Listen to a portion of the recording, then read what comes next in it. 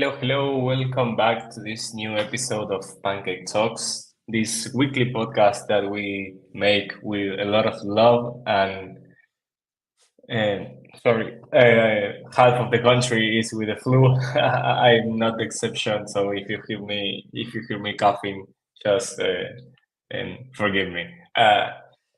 I was saying that welcome to this new episode series of Pancake Talks, this weekly episode that we make with a lot of love to the old PancakeSwap community. We invite new projects. We invite projects that we have partnering at the moment, project we have partnering long time ago, just for us to know what they are doing at the moment, what is their vision of this crypto cycle, and what they think about how's the future of the market. So usually I'm here with Aniceto, one of our PancakeSwap's ambassadors. I think he can make it.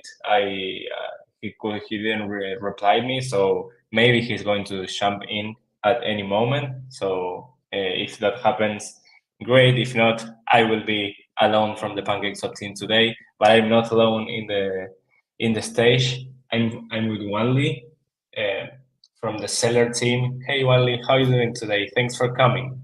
Thank you for having me. I'm good. How are you? I've been better.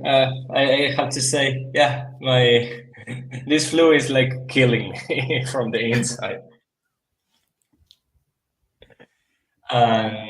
Yeah, again, really thank you for coming. I know you guys are super busy, and who is not busy in this ecosystem these days? A lot of things coming, right?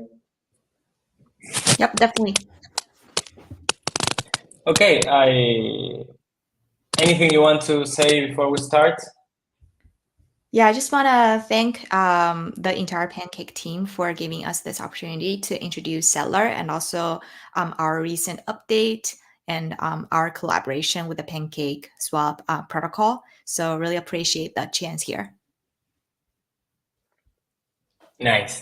Thank you. Okay, we have a few questions that I've been collecting.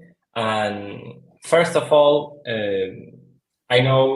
I think most of the PancakeSwap community knows you and your project, but can you briefly explain what Celer is and what problems are you trying to solve in the ecosystem? Yeah, definitely. That's definitely a good starter question. So, Celer is an interoperability protocol, and the major problem it's trying to solve is trying to bridge the gap between different blockchains. So, basically, we have so many different blockchains today. There are many EVM L1s. There are Cosmos chains with a different tech stack, and there's also Polkadot and many move-based blockchains. All of these blockchains have their own focus in terms of ecosystem projects. For example, some blockchains are more focused on DeFi, some others are more focused on GameFi, and they all want to basically provide resources for their own ecosystem projects, while at the same time, on the user end, it will sometimes create a barrier for users to start their journey in a blockchain if it's not interoperable with another blockchain. So let's say if a user is very accustomed to the EVM ecosystem, they are experienced Ethereum users, but sometimes when they try to tap into opportunities from another chain, let's say, it might be a move-based blockchain like Sui. And when they are trying to do that, they'll need to figure out a set of prerequisites for them to successfully enjoy the user experience on Sui, whether it's to join a new gamified project or start trading on a new DeFi protocol. They'll need to figure out how to move liquidity from their existing account on Ethereum easily to Sui and then start their journey. So this process can be pretty complicated without bridging solutions or interoperability solutions. So what we are filling, the gap we're filling here is trying to offer, firstly, an easy to use asset bridge so that users can move their existing liquidity from their previous blockchains to a new ecosystem. That's the first type of problems we're trying to solve.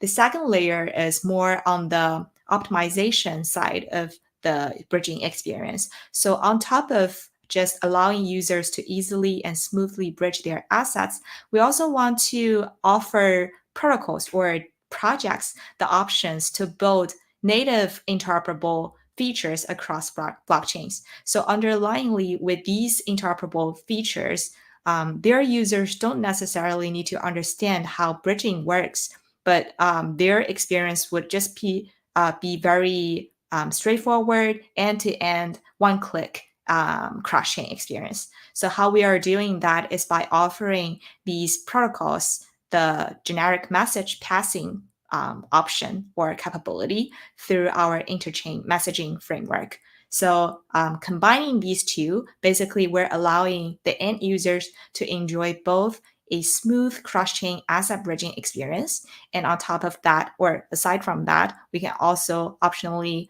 offer protocols to integrate a native cross-chain feature utilizing our generic message passing protocol. But these two features are both within the context of interoperability. Wow, that's what an answer. Thank you. And super simple to understand. So thank you, Wiley. I think we don't I mean when we think about crypto, unless you are into the ecosystem, you don't think about interoperability. I mean you only want the things to be done and to be done right, but you never care, you never think about who are the guys or who is the project who is behind that, and knowing how that happens, and that are a project that it's taking care of it. It's kind of a really amazing things. Thanks for the answer, Wanli. Thank you. The other one, it's more like specific. It's what is the Celer interchain messaging framework, and of course, attached to that question is how can benefit the DEX like PancakeSwap. Yeah, so Celer interchain messaging framework is part of the Celer interoperability tech stack. Basically, we offer two solutions in our tech stack. One serving for cross-chain asset bridging requests, which is called Celer Seed Bridge. It's a end user facing product. And aside from that is the Celer interchain messaging framework. So it offers generic message passing capability for DApps to integrate with. So essentially, what this does is so if you are trying to understand how cross-chain bridging works, it's actually not really moving any tangible assets across different blockchains because, firstly, cryptos are not tangible on chain. They're just token contracts deployed on different chains.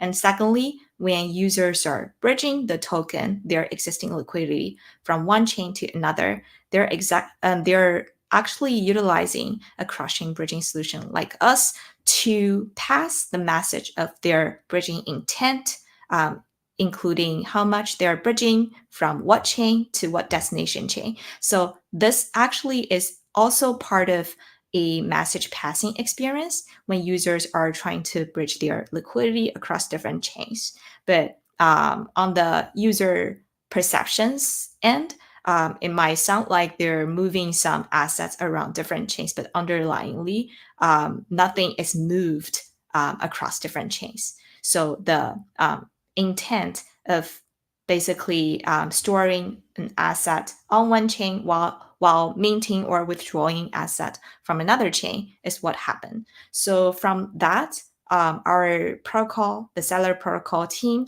also learned from the ecosystem that we are interacting with that there is high demand for protocols to expand what can be bridged. So instead of just having users to bridge their intent of token bridging requests, we can, in a way, allow protocols or users to bridge more generic messages. So, for example, it can be NFT tokens instead of just fungible tokens. And it can also be other types of messages, like a user's message to another user on a different chain. It can also be even function calls. So, for example, if a protocol is deployed on different chains, then it's very highly likely that this protocol would want to have a unified user experience across different chains offered to their users. So they'll need to find a way to basically synchronize the different states, the different information, user accounts across different chains. So this will work for governance if they have a unified synchronization across different chains. It also works for better liquidity management and also better crushing governance. So in that sense, they'll need really efficient and reliable generic message passing to basically pass those messages on the governance, the states on different chains, the user interactions and user account information across different chains to the different chains that the protocol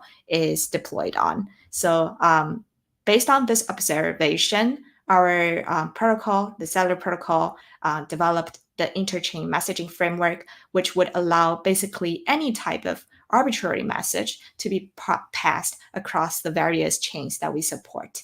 So from the technical standpoint, how this works is basically relying still on our underlying security assumption, which is a proof of stake chain called State Guardian Network. The State Guardian Network is built with the Cosmos SDK. So it also has 21 different validators who are also validating for really large blockchains like Cosmos chains or Polygon. So these validators are also institutional validators. Most of them are. So they are really reliable. And because of the role SGN has in interoperability for Celer interchain messaging framework, so underlyingly, when a message is passed across different chains that we support, it's utilizing the security assumption of that 21 different validators on the proof of stake chain. So basically, these validators will reach consensus on what happens on what chain so that the message can be passed across different chains. And once the message is basically agreed on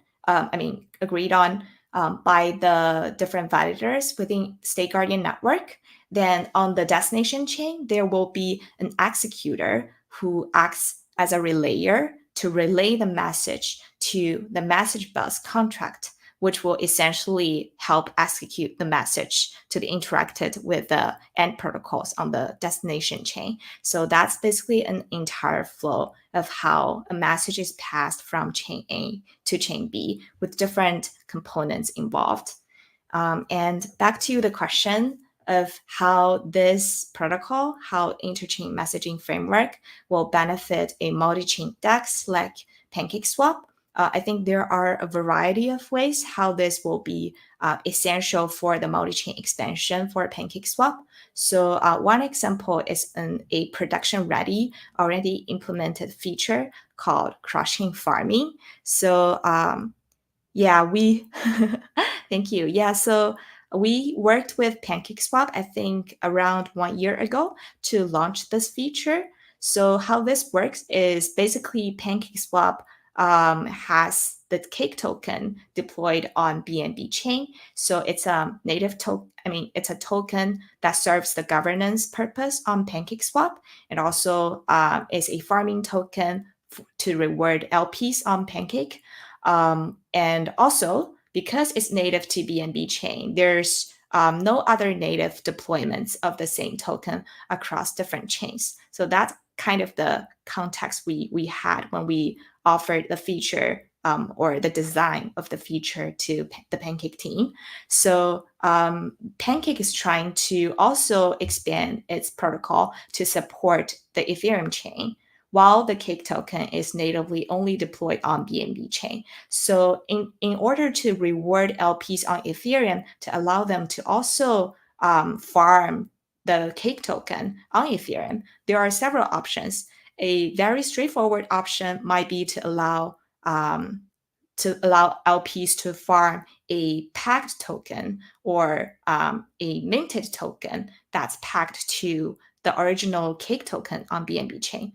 But if LPs are farming this pack token, there will be several layers of security assumptions associated with bridging the token in a way from BNB chain to Ethereum, and also allowing users to somehow have a way to bridge the token back from Ethereum to BNB chain, or have a way for users to trade the token on Ethereum. But there's a lot of liquidity management work that needs to be done if we're trying to migrate part of the liquidity of the Cake token from BNB chain to Ethereum. So this is definitely not a optimal solution if we're trying to have Pancake sufficiently provide such incentives on Ethereum, but at the same time efficiently expand to multiple different chains. So the idea of utilizing Celer interchain messaging framework is that instead of having part of the Cake liquidity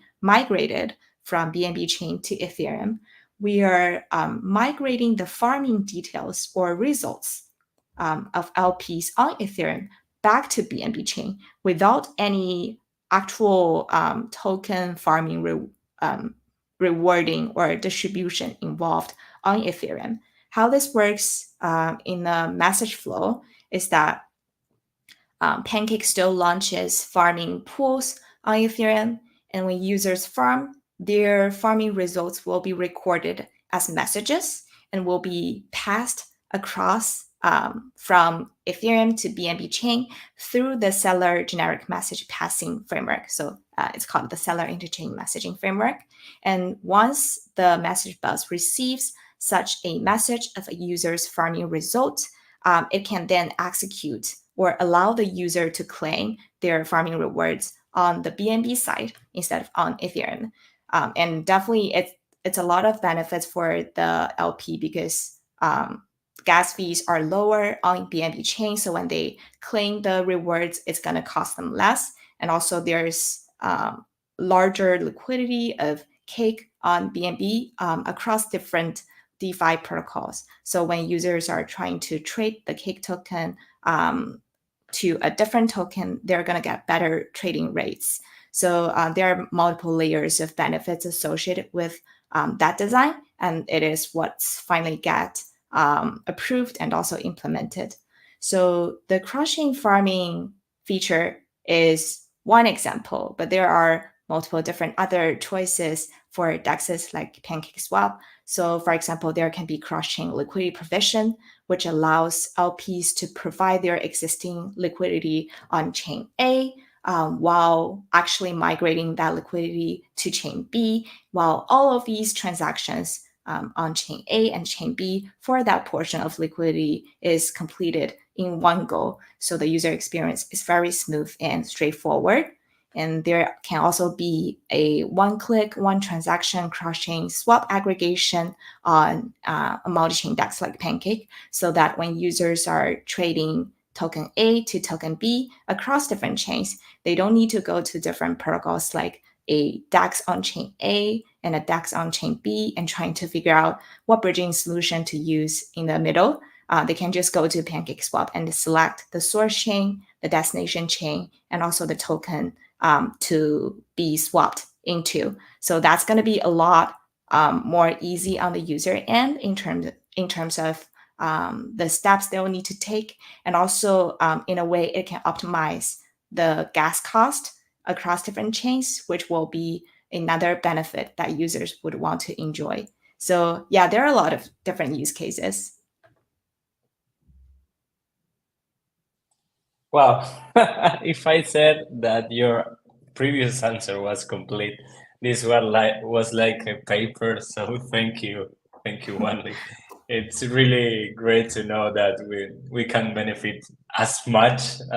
I mean, I knew all the features that you mentioned, but it's really nice to remind that.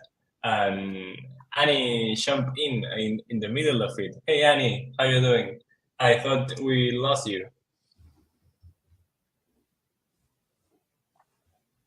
Annie, are you there? You're on mute if you're trying to speak. Okay. Okay, maybe he couldn't make it. Okay, next I will go with the next question. I think you already mentioned this, But do you know exactly how many blockchains are you connecting? And I know you mentioned a few of the most important. Can we remind that part? Just a brief part. Yeah, so that's also one of the most important reasons why a lot of users and protocols are choosing Celer to do crushing asset bridging or build crushing features. It's because we support a lot of blockchains. So we are always expanding. We're adding chain support every few weeks. But a rough idea is I think we are currently supporting over 50 different blockchains, and most of them are EVM compatible chains because that's where most protocols are deployed on, most liquidity is deployed on. So that's also where the most bridging requests come from.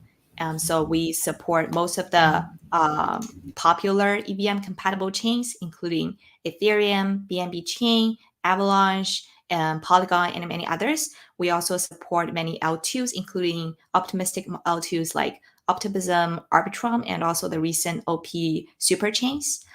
We also support ZK VMs, ZK rollups, including ZK Sync, Linea, and many others. But aside from the EVM ecosystem, we also support popular Cosmos chains like Injective and also Athmos. We also supported the Move-based blockchains, including Sui and Aptos. So basically, Celer is very versatile and it's very interoperable across different tech stacks. So it's not only limited to EVM compatible chains. Nice. Thanks, Wanli. Hey, Annie, are you there finally? Finally, I'm here. Sorry about this. I was a bit late. The traffic was crazy. And also my internet connection was not the best one. So apologize for that. I was listening to Wanli previously, and it's amazing all this new technology coming to PancakeSwap. Is one of the main problems that we have now is the fragmented liquidity, and I see Celer working on this problem, and yeah, it's quite amazing. Let's continue with another question, and it's about the user experience. At the end, how fast will be the experience of swapping from one blockchain to another? Yeah, so that's an important user experience question, and also is very essential in a lot of users' choices because the finality time of how fast a transaction can be finalized on the chain would, in a lot of ways, determine whether a trade is successful or whether a trade would result in profit. So that's definitely a very important question. So the current user experience on Cbridge is that we allow the user. So firstly, maybe let me rewind a little bit because when you think of a crushing bridging transaction, essentially there needs to be at least two transactions, on first one on the source chain and another one on the destination chain, because essentially you're depositing your existing token on the source chain, and on the destination chain similar amount of token would be then released or minted and sent to your account. So that's the like an abstract way to think of how a bridging asset bridging transaction works.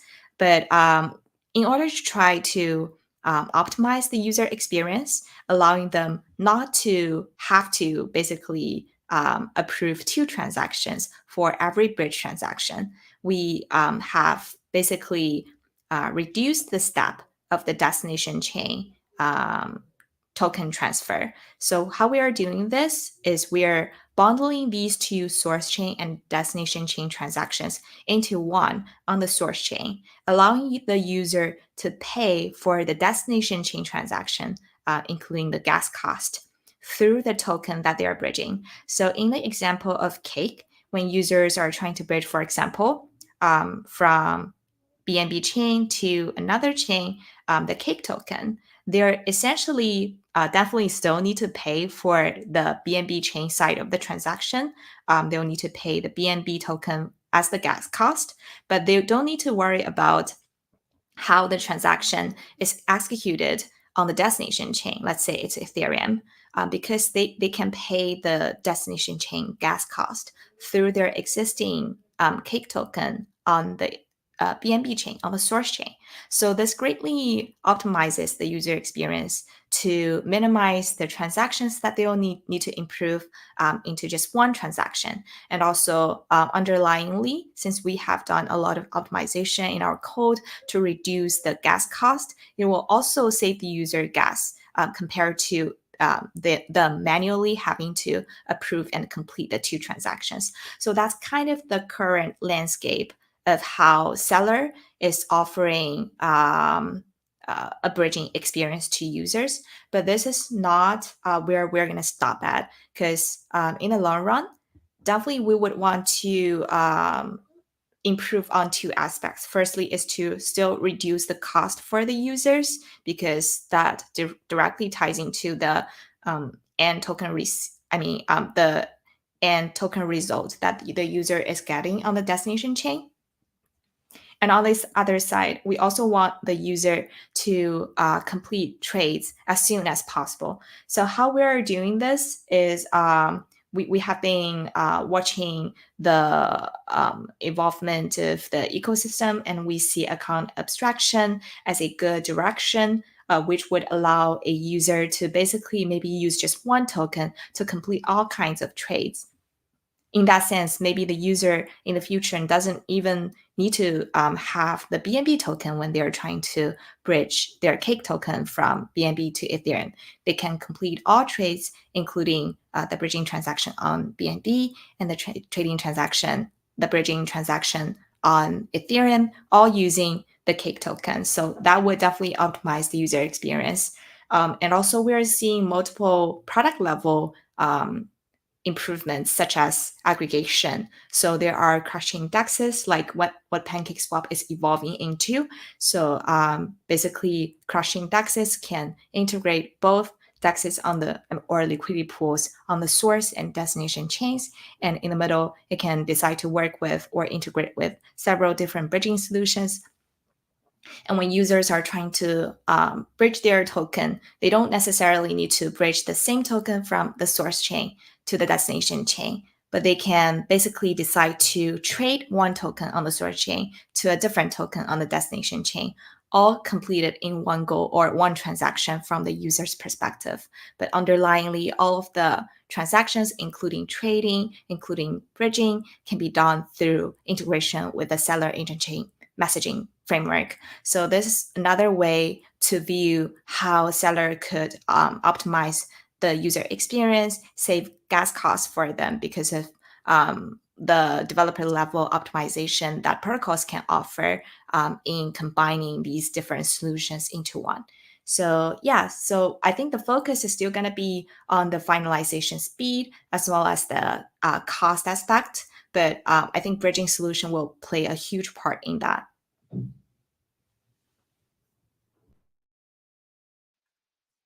Thanks, Wanli. Yeah, thanks Annie for for showing. I know sometimes it's difficult, mainly when we are live. A lot of things can go wrong, but that's the nice part of being live. Thank you both again for being here. And as we are approaching to the end of the questions that we have, we don't want to rush a lot of your time, Wanli. And what do you think? Annie, would you like to go with the next question? Since I think community also wants to hear your voice, not only mine. Yeah, no problem. I go with that one. Yeah, at the end, the answer Wanli is giving to us is like everything is gonna be much easier for the normal user. Like you don't need to bother too much about this old way of bridging, like having gas for the destination chain, gas in the chain you are sending. So it looks very nice, and I hope that is the future for PancakeSwap and the blockchain in general. Like you can make these swaps between in different chains, and it doesn't bother you too much to find what is the best place to send your tokens. And yeah, it's very amazing. So let's go for the last question we have prepared. And it's also about users. Users are a focus for PancakeSwap, and I guess that also for Celer. Many of the users have concerns about security on DeFi, especially when we are talking about bridge. Many people think that this is not secure, maybe. So, what are the measures that Celer is taking on this to prevent any incidents? Yeah, definitely. So is user experience, we have covered that. Now, definitely what users cares a lot about would be security. And there are several components in the Celer security design to ensure that we are offering the best we can to users. So the first layer is the state guardian network, which is the most important role in the entire Celer interoperability tech stack. So like I mentioned earlier, I think in the first or second question, the State Guardian Network is a Cosmos SDK-based proof of stake chain, and we currently onboarded 21 different validators. They basically unifiedly acts as the cross-chain consensus layer for Celer Network for both the asset bridging product, Celer C-Bridge, as well as the generic message passing product, the Celer interchain messaging framework. So the State Guardian Network essentially would watch the different events and states of the chains, the various chains that Celer supports, which is I think over 50 different blockchains, and they would be able to reach a consensus across the 21 validators of what message is sent on what chain, what event has happened, and what is the state of a chain. So all of these can be agreed upon across the 21 different validators. And once there is a unified agreement of such a message or such an event, then the State Guardian network is then able to basically relay the message to a different chain so that the other chains would have visibility on the source chain. So that's kind of how it works. But on top of that, many people would still have concerns. What if there's collusion within the 21 validators? So on top of that, we have allowed developers utilizing Celer Network to opt into an additional layer of optimistic rollup style delayed execution. So how it works is the first layer is the proof of stake chain reaching consensus of a message. For example, it can be like 50,000 USDT has been deposited into this contract on BNB chain. So that needs to be relayed to maybe Ethereum.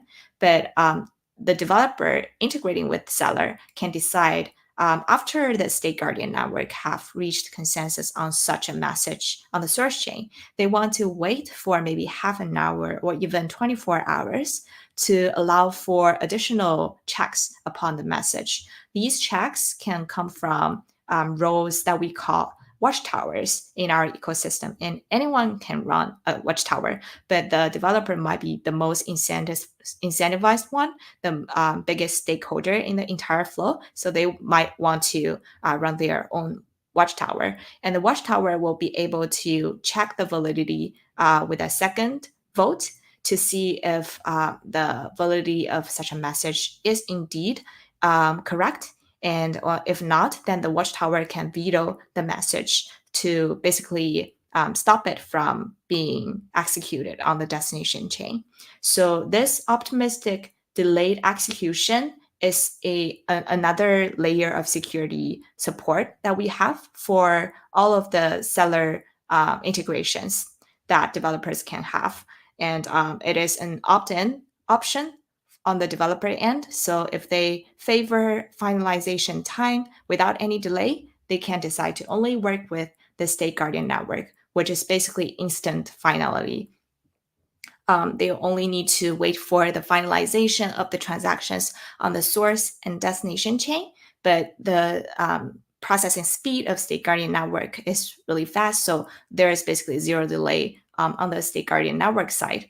But if developers feel like they care more about the integrity and security of a transaction or a message, and would like to maybe trade off the finalization time of a transaction, they can also decide to employ another layer of optimistic delayed execution. So these two combined are the most important two components in the Celer security assumptions. But aside from these implementation of security, we also have heuristic security monitoring with a 24/7 security team, and also automations to utilize AI or machine learning to detect if a transaction it has integrity across different chains. So there are a variety of solutions that we have employed to make sure we are offering a solid, secure solution for bridging users. Thank you, Wanli, for your knowledge. You share with us all about this future of multi-chain. It was a pleasure to have you here, and I must say that I need to watch all this again multiple times to understand a little bit better all the complex technology behind and what Celer is building.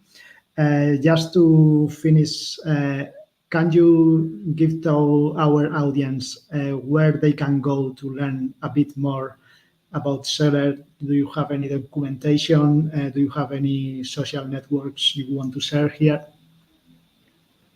Yeah, definitely. Welcome to join our social channels, including Twitter. Follow us on Twitter at Celer Network. And you can also find our Telegram group there on our Twitter account. We also have a Discord channel, but more tailored to developers integrating with Celer. And if you're a bridge user that are having some questions or issues with Celer Cbridge, you can reach out to the Telegram handle Cbridge support. And if you're a developer trying to integrate with Celer interchain messaging framework, trying to build your own caching feature, you can directly reach out to me, and I will post my Twitter handle in the comments. But I can't do that. So you can reach out to Yono_Joe on Telegram as well. Thank you, Wanli. Also, thank you for giving us your credentials. I'm sure more than one user would like to ask you some things. If you explain like this, I will personally go to ask you something when I don't get something about Celer. So, thank you so much for being here. Also, thank you, Annie, for showing up.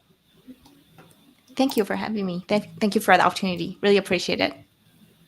Yes, I hope we can contribute more in the future. I don't have any other more questions. Annie, do you have anything else you would like to know? No, I think we give our questions, and I don't see any question from the people listening. So yeah, just comments about the nice voice. So I think we can wrap it up.